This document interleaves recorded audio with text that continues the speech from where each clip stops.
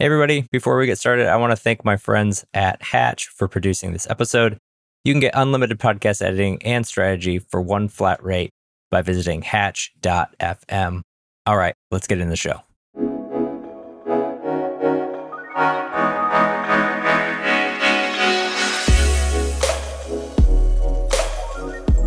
Welcome to Distribution First, the show where we flip content marketing on its head and focus on what happens after you hit publish.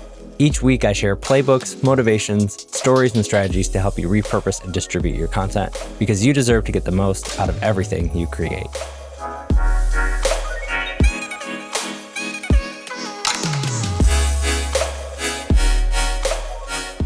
Hey friend, really cool episode today. I'm actually taking you behind the scenes of the Distribution First community. I am taking last month's Q&A group coaching session that we had, and I am making it available to take a peek into what we have going on. These are the same things that happen every single month. We have a monthly group session where we jam on all these sorts of things outside of the everyday communication that we have inside the community. And I want to make sure you kind of get a behind the scenes look at what's happening. If you are on the edge or you sort of thought about joining the community and aren't really sure what goes on, this will give you a peek into behind the scenes of what happens inside the membership every single month. If you're interested in joining Distribution First, head over to distributionfirst.club. You can check out everything there, join in. And if you want 25% off, just use the code NEWS, that's NEWS, and that will get you 25% off your first quarter. Would love to have you join. All right, let's get into this episode.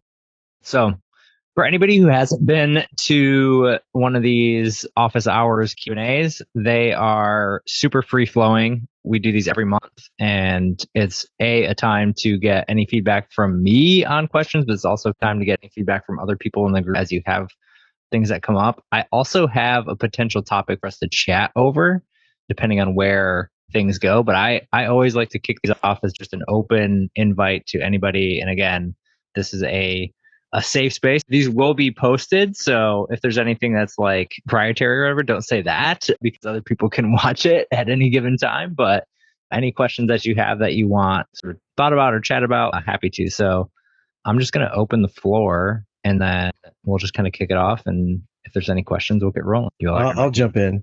Go ahead. I am curious, and I was going to post this on the group, but then I thought I'll just start here. But I'm curious what people are doing on YouTube, any secrets they found. We run a YouTube channel for our podcast. So we have about 100 videos now. We're doing clips out of every episode, and they're getting, 15 views, 20 views, 10 views. And we've tried, what's the software? There's a software we've licensed to try to pick better keywords and redo our titles. We've redone our title graphics. We haven't figured out the secret sauce. I'm hoping somebody has that can share some tips. I do have thoughts, but I know there are other people in the group that do too. So I'm going to let other folks answer. Chuck, would you be willing to share a link to your channel too by chance?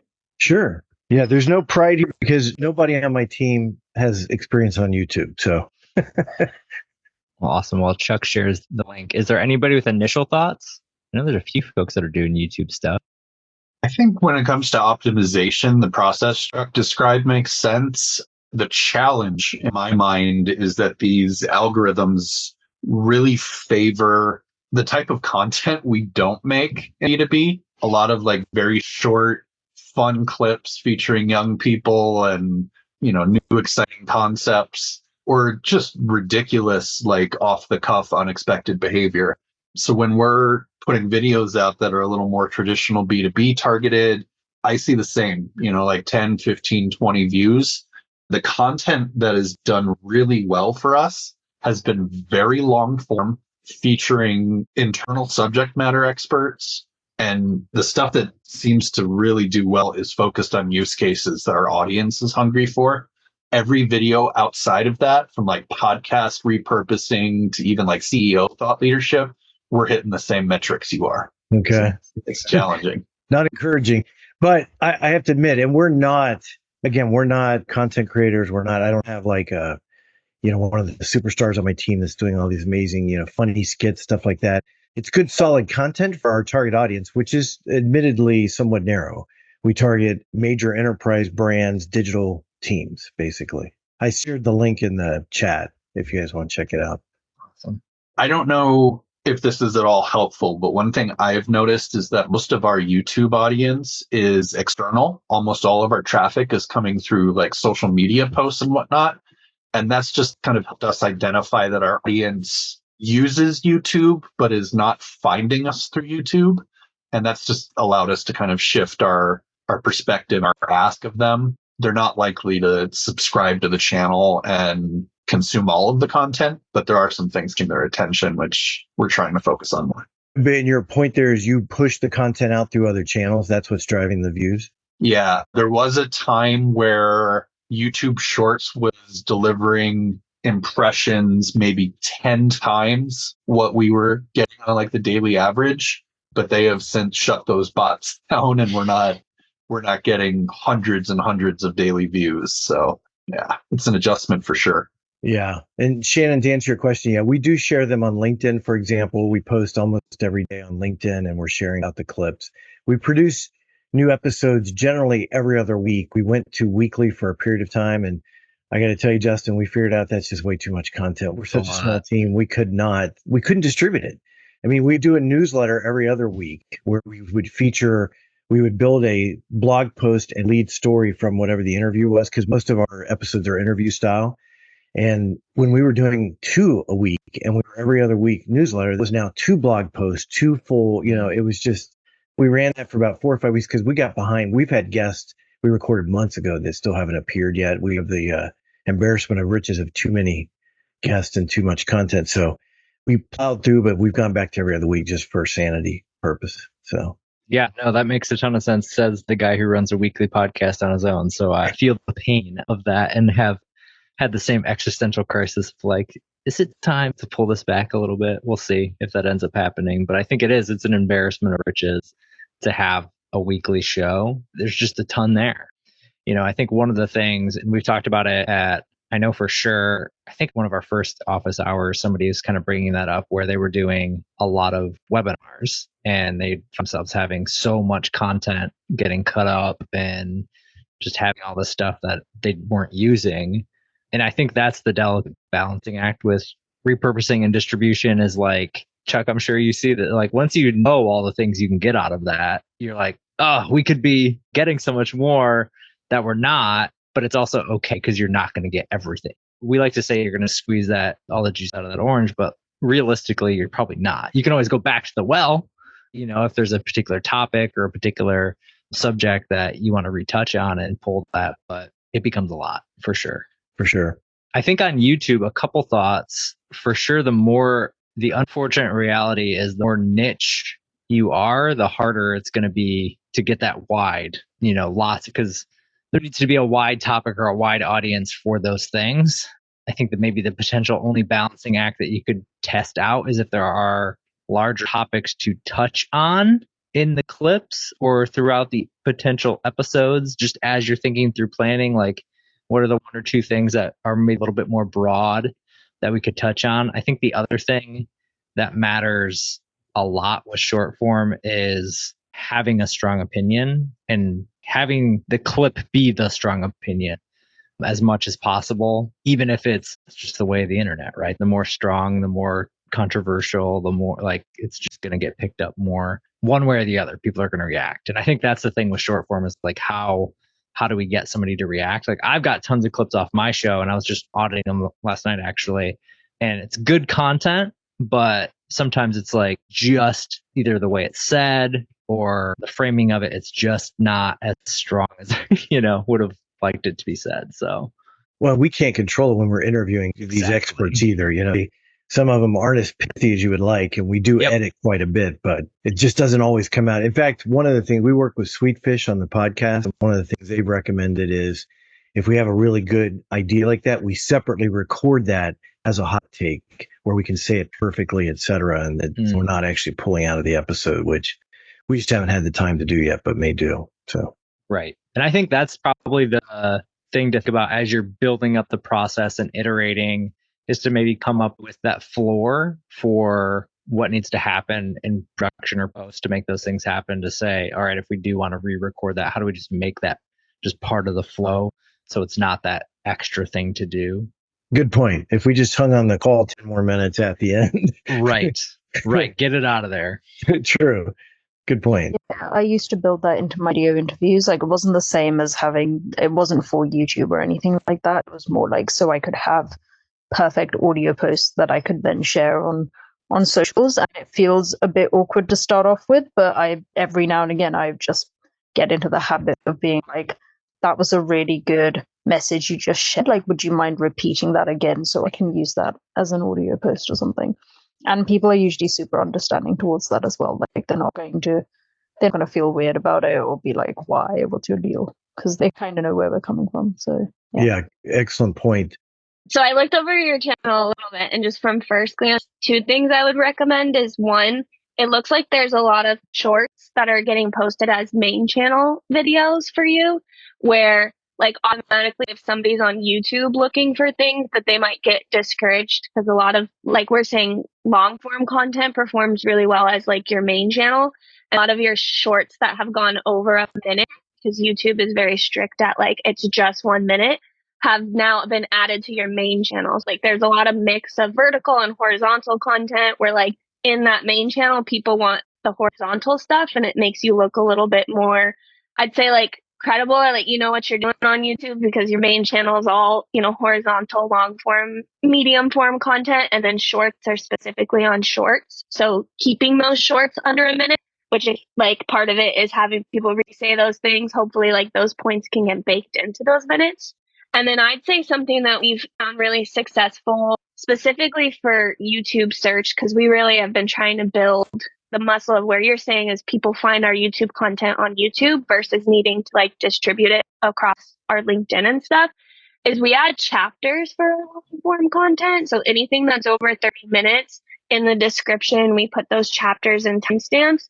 And that helps people jump to the points that they want to know, but it also gets a lot of your keywords and like search intent that people are putting into YouTube to find videos in your description. And then your videos like more likely has a chance to pop up as a result for them. So those would be two of my biggest things. Like the description, I don't even know if YouTube has a description, like character limit or something, but literally like you could fill your description up a little bit more with more of that essence of what this episode's about and the details, and it will help populate it in more search results too. Those are great ideas. So if we have, I'm sorry, can I just clarify one question? If we have a minute and a half clip, should we just not upload it? Are you saying it's kind of messing up the channel? Yeah, so YouTube shorts specifically have to be under 1 minute for them to go into the shorts feed. So if it's over a minute and 30 seconds, I would say no, don't post it on YouTube, or try as much as possible to get it over that. Yeah. Okay. Or if it's a really good point, like I would just take it out of that vertical formation too, because I think that's part of the biggest thing is the dimension of the video and how you have it. So if it's like, I see one here, it's 1 minute and 59 seconds. So like 2 minutes, like that's not bad on your main channel, but if you just break it out of the vertical rectangle dimensions, that could also help it perform a little bit better. Or should. Okay. Okay. Thank you for the clarification. Sorry, Grant, go ahead. Yeah. First of all, I wanted to say, I think a lot of what you're doing is great. I was checking out the most recent videos and they're very solid, and it can be frustrating to be posting really good content on YouTube and it just kind of you feel like it's kind of flubbing along. I've had that experience before. I'd equate, that saying where everyone says like, if you can make it in New York City, you can make it anywhere. I'd say YouTube is that for social media. Like YouTube is very hard to succeed on, but if you can succeed there, you learn a lot through the experience. With that being said, I shared a link to a newsletter I follow. It's called creatorhooks.com. And basically what they've figured out is that full-time content creators, out of every 20 videos they post, there's generally 1 or 2 that really outperform the rest by a 20x margin sometimes. And their goal is to identify why those certain videos are outperforming the others and try to help you think like that content creator to do that yourself. So some of the things that I'm thinking about for your channel is trying to make the content more relatable to people. So for instance, I know you guys talk about user experience. The first thing that came to mind was Chick-fil-A and why they say my pleasure, and how they bake that into their training and how it has become part of their brand. So basically having a title that basically captures your attention, even if you're not intentionally focused on user experience, but then content of the conversation comes back to what your core topic is about. So like, yeah, why Chick-fil-A says my pleasure, or For instance, comparing the user experience of Airbnb to hotels. I'd have to send you a few examples of what I mean by like changing up the titles and maybe the thumbnails. But if you follow that newsletter, Creator Hooks, they'll help you kind of reorient how you're thinking about the framing of the videos. The content doesn't need to change that much, but the thumbnail and the title, if you kind of switch those up, then you'll get more people clicking into your video and watching as well. So, Gotcha. Great suggestion. We actually interviewed a guest who is behind the design of the Chick-fil-A drive-through where they have the people outside the whole bit. They built that whole thing. So There you go. as soon as you said that, I thought, man, we go back and pull a clip out of something he said about Chick-fil-A. That would be awesome. oh, for sure. For sure. And I think the one thing I'd say too in that is like, don't be afraid to then use the Chick-fil-A icon or logo in the thumbnail and like kind of lean into these things that, because really, I don't know to speak to the rest of you, but for me, YouTube has completely changed in the last 5 years, certainly the last couple, where it's less about being subscribed and more about it's like topic based algorithm, right? Discovery. Like we're just going to show you topics that we think you watch one. My goodness, I watched one stupid video about budgeting and now I think my whole life is budgeting. It's like, just give me more golf videos, you know? But it's that kind of thing where it's like, oh, you like this? We're going to serve you more of this. And that's true of the channels, but it's also true of the topics. And so you're competing. I've been thinking about this because I've been thinking about moving the podcast onto YouTube as well. And it's like you're competing right there against everybody else who's got this down. So everybody who's doing it really well based on the things on Creator Hooks, like your video is going to show up next to it with your title and or same thing as it with shorts, like your video's right next to the one with 5 million views. It's a weird landscape to be in. But I think, I would say the other thing too with if you move away from the like 2-minute shorts to think about potentially chunking out 3 to 7 minute segments and use those as landscape form video, but just pull out that segment. And as you're outlining the show or whatever, you can already kind of think about that ahead of time. And really, if you have a conversation around the Chick-fil-A drive-through, for instance, you can already kind of know, like, I've got this 3 to 5 minute segment pre-baked that we can just pull out. And now that becomes a standalone video that somebody can watch. Yeah, good point. It's funny because I watch a ton of YouTube, but I won't watch, because our episodes typically are about 40 minutes long. I won't watch a 40-minute video. I rarely will even watch a 30-minute, but I watch a ton of 5 to 10-minute, 12-minute videos. So I've had that thought that we should take, because our full episodes get a handful of views because they are so long. So that was my thought, was maybe pull out. In fact, it's one of the things we're working with a contractor that we found actually through your community. So I had just messaged her yesterday and said, hey, maybe start pulling out 3 to 7 minute little clips. So we're going to try that, because I know personally, and this is an audience of one, obviously, but I know personally I will only listen to or watch short clips. And I'm not a shorts person. I don't like too short. So. And I think that's the cool part about repurposing content in that way is you can, without a ton more effort, you provide the listening and viewing experience to anybody in your audience, however they want. You might have people in your audience who do love shorts and you can still provide that to them. You might have people who do love long form and you can still provide that to them. Because I'm the same way. It's not necessarily that I always have time to sit down and listen to a full on 30-minute or 60-minute podcast. But I watch 5 to 7 minutes. That feels more doable and consumable, and it's more on point. I think that's the other thing too with a full-on podcast interview. Like there's going to be this wide variety of things you're going to go over where it's like this topic, it's contained. Yes. Yeah. I think that's a good idea. And Sarah, I remember what I was going to say was we get very few views of our videos. What we do it for is the audio, because you had mentioned audio. We actually do it because we get picked up on Spotify and Apple, and that's where we get real play and the real credibility. People will listen to it there. They just won't sit and watch 40-minute videos. I did talk to last week. I actually had a conversation with somebody. I'm going to see if I can get him on my podcast, who basically ran the podcast for like several really, really big podcasters. And YouTube was a huge part of what they did. And his suggestions or thoughts around the videos was the audience who watches the long form podcast is completely different than the audience who listens to your long form podcast. That was kind of eye-opening to me because it was like, you would think they're both long form, but the people who listen to podcasts, and people who watch YouTube videos watch YouTube videos. And maybe there's some crossover there, but there also might not be. Good point. So yeah, just lots of good thoughts there.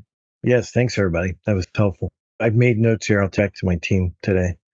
I really liked the idea of the 3 to 7 minute clips. Just to back up what Chuck said, I watch YouTube all the time.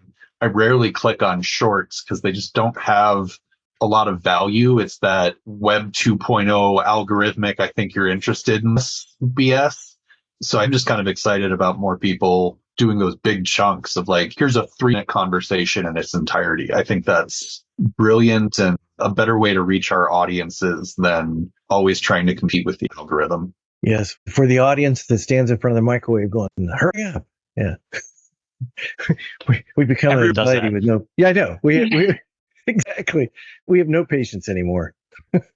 I saw this example too, and I always love seeing these out in the wild. This is the exact model I used when I was at Metadata when we did our Demand Gen U podcast, as far as pulling out, having the main video or the main event presentation or whatever that may be as one YouTube video, and then sequentially dropping cuts from it and being able to build more, honestly, more reach out of that one episode. And I saw somebody talking about, it was actually LeBron James' podcast last week. And so I'll actually share my screen and show you this.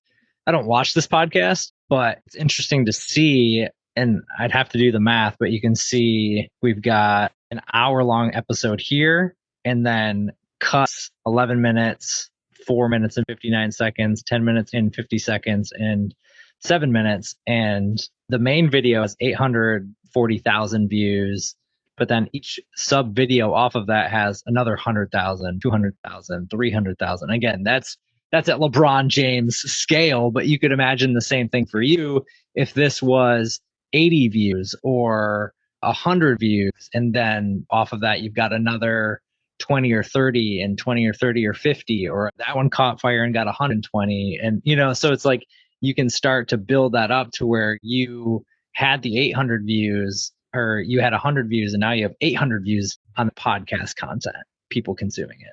Yeah, excellent point. And one of the things that we found for proving value internally when we promote is we realized if we only think in terms of how many downloads or listens to the podcast we get on the podcast platforms, it doesn't look that impressive. So we went back and started pulling all the data on every clip and how many likes they were getting when we post out about that on LinkedIn.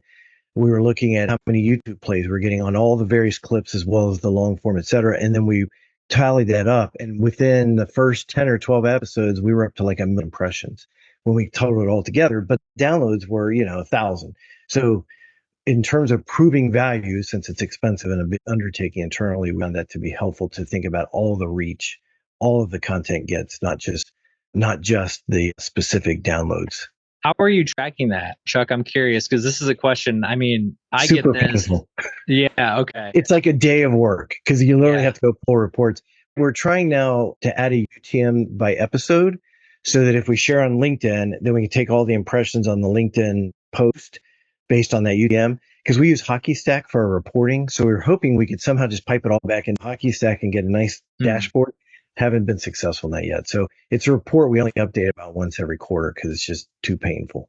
All right. We got a question from Andy in the chat for Shannon. I'm going to read it so folks in the recording will be able to get it. How do you communicate holistic content value to your executives and shareholders? We're private, so we don't have shareholders. And Stakeholders.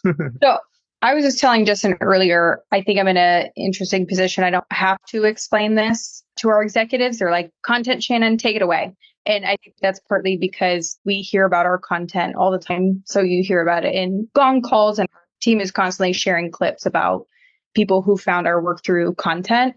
So I believe numbers of like social webinars. So like if we have a webinar, it's not just how many people registered, but it's how many people watch the on demand, and then how many views on YouTube. And if we turn that into shorts and clips, like how many views on that. And then if we share it a couple times on social, and then I'll turn it into a blog, and now I have views on the blog, and then that's maybe linking to something else. So they're seeing how all of this works together. Yeah, repurposing multiplier. So it's just, I mean, I've called it for a long time, just like getting more mileage out of your content. So I think they're seeing that, and then seeing that impact like more qualitatively, because it comes up in most sales calls, is our content specifically. So I don't have to, at this point, like report to the board, this is what is happening. But my CM was very clear, like, this is our approach. We're not just doing a one-off thing. I don't actually think that that's a good use of anyone's time.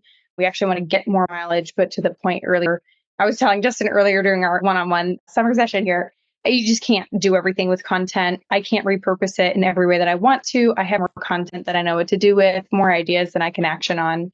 So you just like do the best that you can. But we definitely see and feel that value internally. It gives them options of, do people want to watch the full webinar, read a blog recap? They might see the post on LinkedIn, but they're getting that consistent message across channels, whatever works for them. Shannon, how often are you pulling that data? Like, is that something monthly and then you're going out, or how do you think about that? I pull more monthly. Yeah. So we're looking, I mean, in terms of like inbound leads, that's coming in just consistently in Salesforce, but then I'm digging more into the details monthly and then keeping track of that and then reporting out on any trends that we're seeing, any content that's performing really well. Okay. Is that all manual though? You're having to pull like 20 different reports? Yeah. Same pain we have. Yeah. I've actually been trying to figure out a way to do this better. I'm like, man, if I had an engineering mind, I would build a tool to do this, but there's market. Maybe someday, maybe someday I could figure it out. I was going to say, and I do have to jump to another call. And it's like, is RB2B, is that Adam Robinson's thing? Okay. I think I did just get cold outreach about this the other day, and it is Adam. Okay. Yeah. I mean, it's very manual. We have a guy now who I think operationally we were pretty weak and immature until like yesterday. Still building that. And I'm okay with that because I also feel like digging more into the granular data just keeps you closer to things. You know, sometimes I think when technology pulls all these reports for you, you don't always see the trends for yourself. And it's very easy to just look at high level, but not really understand the fuller picture. So in today's world, I'm very okay. I just set aside time on the first or second of every month. We pull all the data and we wrangle some trends. We'll say HockeyStack works pretty well for pulling. They'll pull in all your LinkedIn, all that stuff. So, because we are ABM, full ABM, and we said at the beginning of the year, 487 companies we were going to target. We actually know what percentage have engaged with our content, either on LinkedIn, our website, et cetera, one time, multiple times. If they're engaging with certain content on our website, we're able to track all that through, and HockeyStack does a pretty good job of pulling a lot of that data in. You can still look at it in a grimy way, but... Oh, go ahead, Chuck. Finish that thought. Oh, okay. That's pretty much end of it. But we've been fans. In fact, we just renewed yesterday here with HockeyStack. So we're able to pull in a lot of holistic stuff and start to look at what piece of content people engage with, who then go on to create a deal, who then go on to close as one renew. So we can start to tie that back. In fact, I feel like we barely scratched the surface in the first year of using the tool. I have not used it, but heard good things from multiple people. They got great content. Yeah, for sure. Awesome. So let's see here. Anything else on anybody's minds? Anything we got going on? Want to jam on?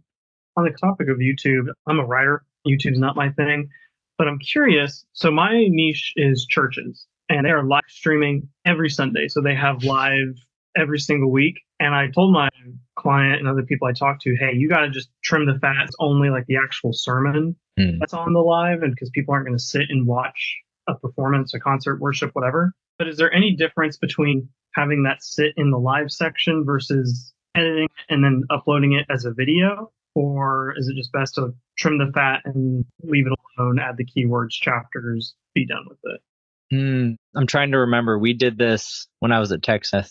I can't remember what we decided though.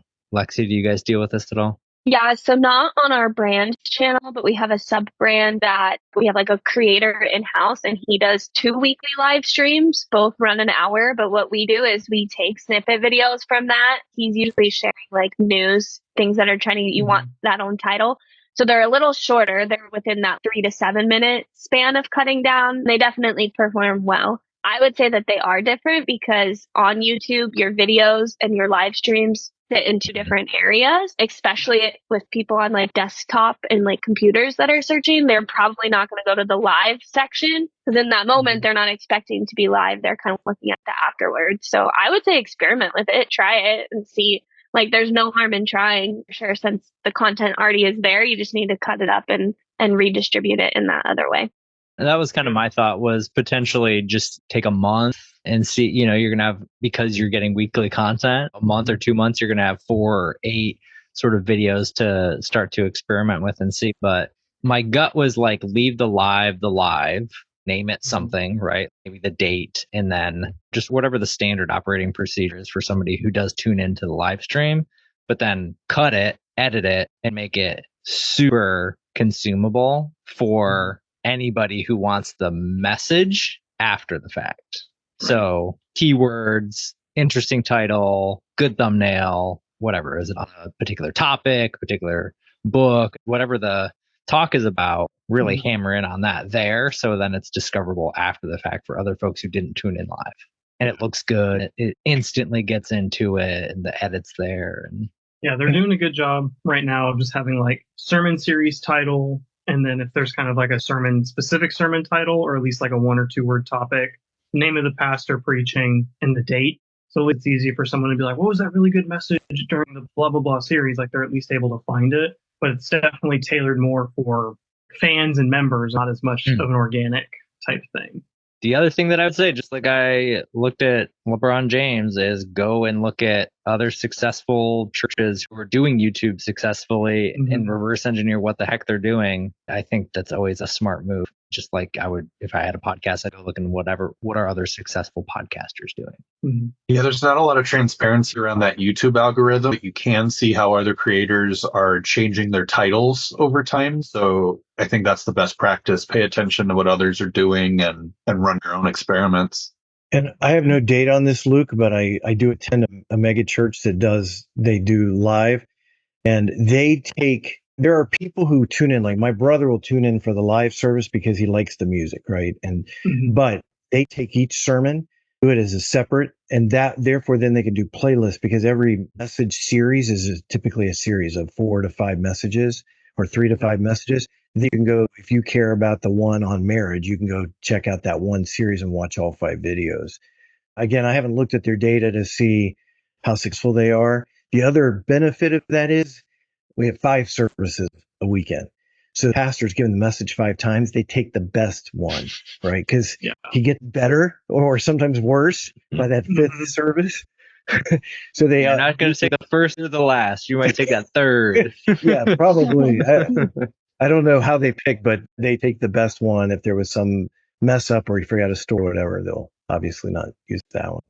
Cool. Love it. Anything else, Cruz, Grant? Yeah, Andy, you mentioned RB2B, and I just looked into it real quick. Have you tested it out? How has it worked for you? It's beautiful. We've been using things like Dealfront, Lead Feeder. We recently got the service called Apollo.io, which our sales team uses for outbound messaging. So this combination of Apollo with our B2B has been just incredible. Our B2B does not capture every website visitor, but it is going to pick up on Americans who have LinkedIn accounts who are reading your content. I can't share this channel with you guys. Yeah. So any website visit, or do they have to be coming to you from LinkedIn? They just have to have a LinkedIn, because it's going to give you hold on, let me pull this up so I can describe it accurately. And they can be viewing any web page on your site, not specific, doesn't have to be blog, doesn't have to be a homepage.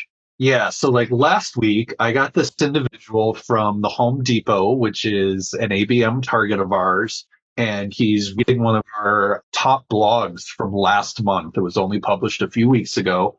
We've had questions repeatedly about that holistic content value. And what I love about this is we can point at the logos we're trying to acquire and be like, look, this product manager from this company is consuming our content. We've got a pretty good attribution through HubSpot. So, we can always identify the first and second touch, but we've honestly struggled like closing marketing source deals. And this is really helping us get to know the specific individual consuming our content. We've even taken some of this into Midjourney to start to create personas for our ICPs, because now we know exactly who's reading it. So we can translate some of this into like demographic data just to better inform who our audience is. What I get in these Slack messages is name and company, full job title, their location, industry, estimated revenue numbers, And there's constantly a question of like, is there ROI on this content that we're producing? And this little thing has allowed us to just point, this person from this logo has been not only reading this article, but all of these other articles. And once they start to move around the website, HubSpot picks up the rest of the details. So we can use this to build a customer journey map. It's really fantastic. Sold for sure. I need this. We are just about to test it, but I put a link in the chat there. The CEO of RB2B was on Scrappy ABM. I'm trying to remember the guy's name. Mason's show. I just was listening to it this weekend, and he goes into great detail of how teams are using it, how they pay it back, all that kind of stuff. I actually did a LinkedIn post on it a few weeks ago because I'm getting hit up by people who have it, and they're being way too obvious. Like I get creeped out. I saw you scrolling our posts. Yeah, no, it's like literally, I have technology that tells me you are visiting my website. And then I'm like, so I wrote a whole LinkedIn post on why that was, I thought, a stupid move personally. Yeah. I would instead just be coincidentally timely within 24 hours of just reaching out with cold outreach, because nobody needs permission to do cold outreach to me. That's interesting. They do it all the time. So it's kind of like you walk into a store, like a fishing store, for instance, and you're standing by a specific type of fishing rod, and the salesperson is able to come up to you and say, hey, I see you're looking at these fishing rods. What question it's going to answer? So it's like, but on the internet, there's more of an assumption of privacy, and it's weird, but it's kind of like turning your website into a storefront where you can actually interact. I'm like, I think that's unreal. Yeah. Yeah. Excellent analogy. So we only had it for 2 months, and it's something I recommend. So it gives you the LinkedIn profile, correct? So yeah, I would say even from because I think I don't know, for me, I get into ick factor of Chuck's scenario of instant outreach where it actually turns me off from ever wanting to work with you ever again.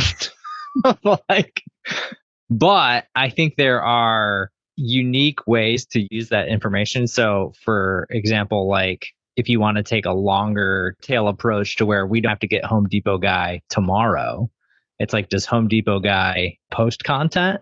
If so, awesome. I'm going to go comment on Home Depot guy's stuff and drop thoughtful things once a week, or a handful of us, we're going to, depending on the size of the org, size of the list, all that stuff, the three of us are going to go out and break this list up or whatever. But I think there are more natural ways to do it than the hard instant. Because I think, to your point, Grant, it is, yes, I'm looking at fishing rods, but I'm not really looking at fishing rods like on the internet, right? Like somebody might have posted RB2B in a Zoom call, and now I'm in there looking at it, and I don't really have any interest in it. They just told me to go check it out. So I hit your website. You know what I mean? Like, oh, you should go check out this restaurant, and I'll drive past it. I saw you drove past our restaurant. Like, do you want to come in?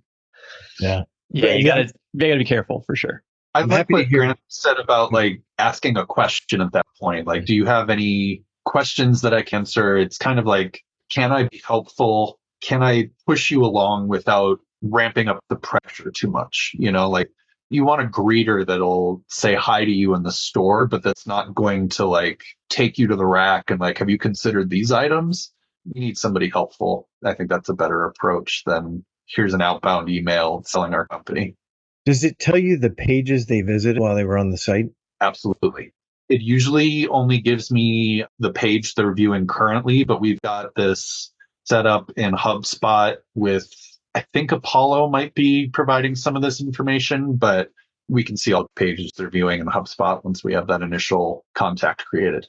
I'll be honest, I see this getting banned in the near future. So I feel like we can use it. Well, if you're like a B2B podcast and you're trying to land like Salesforce as a sponsor, if you have this set up on your website and you're directing your podcast listeners to your website, you could prove that like all of these specific CEOs were listening to your podcast, and you could sell sponsorships based on that. But I don't know, this seems like too much. It seems like it's too good to be true. But Nick, Andy, you're telling me it's not. So I honestly would be in favor of a little regulation over these things. It's great for the business, but not always for the soul. Use it wisely. The CEO does talk about that, by the way, in the interview, because it's the first question he always gets: how's this legal? And it's not in Europe. It can't be used. I saw US only. Yeah. We're a little more lax on our privacy. No. I do think it has merit, though, because we target enterprise brands. So we know somebody from Walmart is on our website. Well, that literally there could be 3,000 people worldwide, and Walmart would be prospects for us. So when we try to do cold outreach on that, it's just a complete guessing game. Yeah. I also don't think there's any harm in knowing that someone's on your website reading about improving their user experience. It's not like revealing personal details about an individual. If our topics, of our businesses were different, I could see this being sketchy. I think we're in a nice spot here. Yeah. I think one of the things to go full circle a little bit into some of the conversations we'll be having as we wrap here, I think potentially using a tool like this. I know there's other tools like Warmly as one that I've checked out, warmly.ai, which is, I don't think it gets at that super specific level. I think it can, but this looks a little more in depth, but potentially doing and tying in those types of reports into and with a report like Shannon was talking about earlier for the repurposing multiplier, for being able to show the impact of the content and just add that as another layer. You could imagine a world where we start to be able to actually create narratives as content people, because it also gets a little bit stretch for me to say, I'm going to tie my content to revenue directly, or I'm going to we've got to get it down to that point, because then our content stinks, because you can't make the 20 videos that stink to get the one killer video that drives a bunch of revenue for your company. But I think being able to every single month over month, say, here's the content we're creating, here's the impact we're having, not only on eyeballs on the content, and look at how much we're out of this on our top channels, YouTube, LinkedIn, email. We're getting this chunk month over month growth, hopefully, but then also being able to say, oh, and by the way, out of our top accounts over the past month, we hit this person, this person, this person, this company, this company, this company, and they're checking out X piece of content. That can fuel reports, and then it can also fuel creation of over time being able to track those things. I would be super interested, right? Like if I was running a podcast or had a blog on the website, start to split that data, right? Of our top customers, our top prospects, what are they reading? What topics are they interested in? What are they listening about? And then I can create more stuff about that. And then that gives me an excuse to then reach out to them potentially as I'm building up that relationship and say, hey, I just put out this brand new thing, thought I might be interested in it. And you probably know they would be. Yeah, great idea. Awesome. Any final thoughts here as we wrap up? I never like to keep people if there's nothing to go. No, this has been great. Very helpful. Thank you. I have a quick question for Lexi. I don't have a quick answer. You had mentioned that you run a separate YouTube channel for shorts content.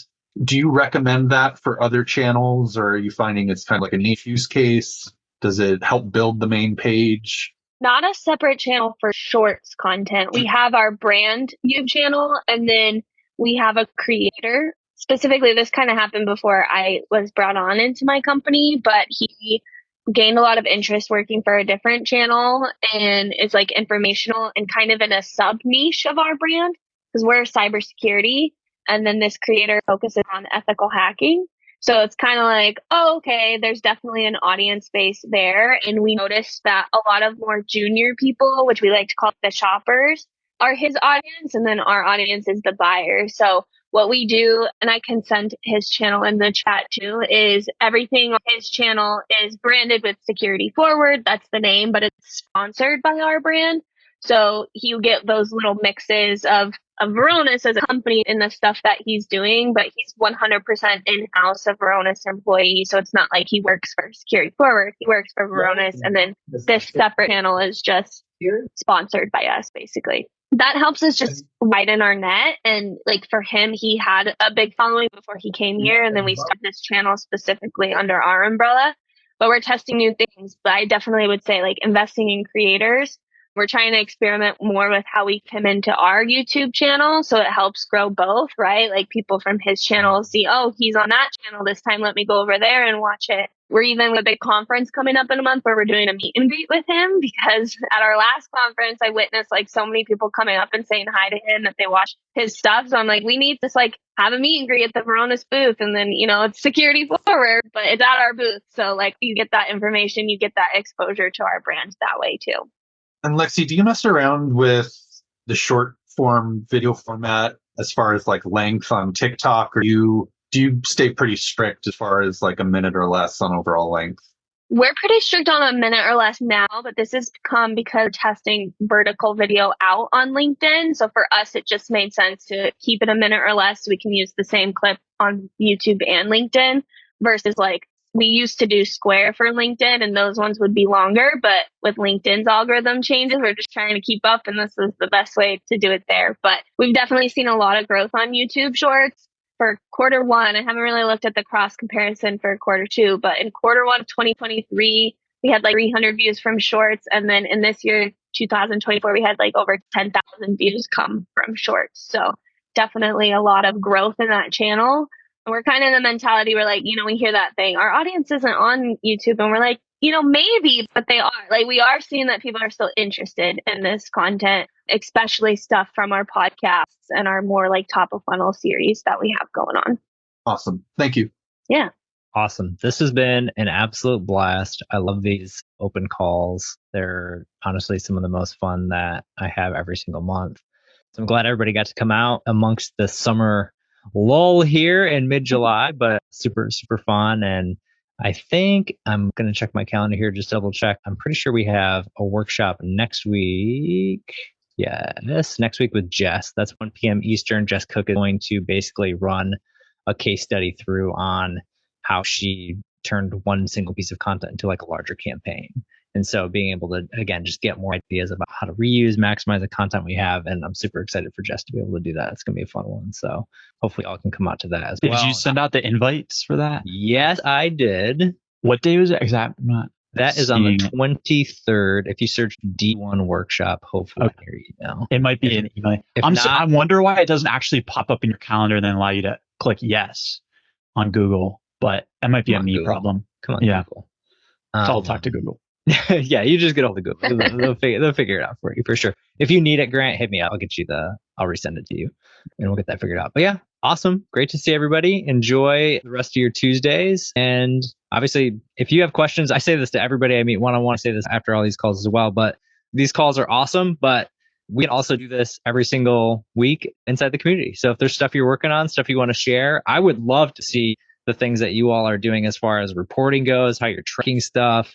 Again, it doesn't have to be an ask for help. It can be a, hey, here's how we're doing things. What are your thoughts?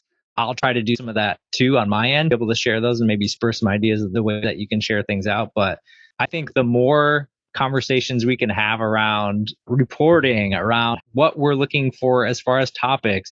Chuck, if you have questions as you're trying to adjust the YouTube strategy, throw it in there. There's so many people in that community that will be able to help you out. And so I would love to help you out too, as you kind of reshape and reformat what that looks like. Definitely. Awesome. Well, thanks everybody.